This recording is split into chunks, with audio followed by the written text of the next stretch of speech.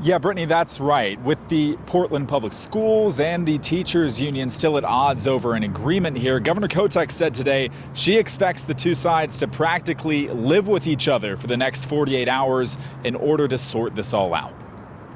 If Portland Public Schools and the Portland Association of Teachers don't reach a deal by Wednesday, 81 schools in the Portland area could close. That's 45,000 kids out of the classroom just over 2 months into the school year. My message right now to Portland Public Schools and PAT, you need to stay at the table. You need to figure this out.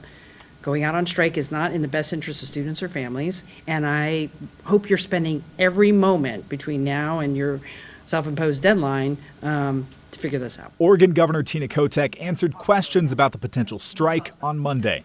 She said she respects the collective bargaining process, but also seemed frustrated that a strike seems imminent. So, I'm not saying we have all the resources we need, and I expect our districts to figure it out. I expect them to prioritize in the classroom experience to get the results for our kids. And because we will always have a funding challenge.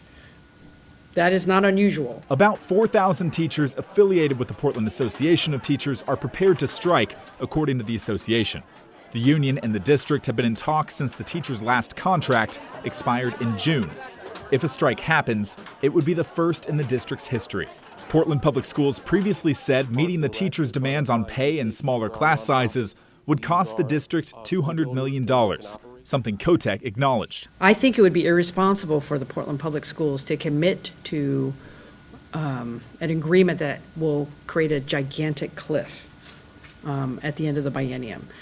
I do expect them to put more money on the table and prioritize classroom resources first over administration, but I don't believe there's $200 million sitting there. Kotek said her office is having behind-the-scenes conversations with both sides.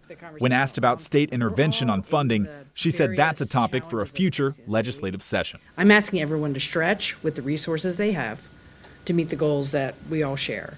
When it comes to education funding, this is really a conversation for 2025. I know folks are interested.